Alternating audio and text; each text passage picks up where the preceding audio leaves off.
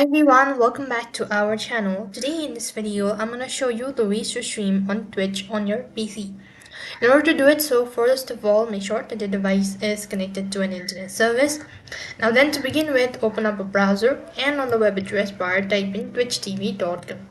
Once logged in, that's gonna take you to the home page. So to be able to stream on Twitch, you need to make sure set up all of these necessary items.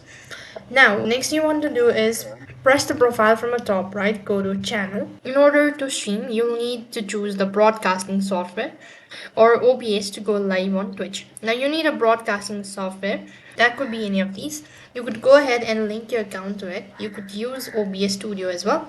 Next thing what you want to do is then once you're done setting up or connecting and all, you need to configure the stream settings, then capture the source.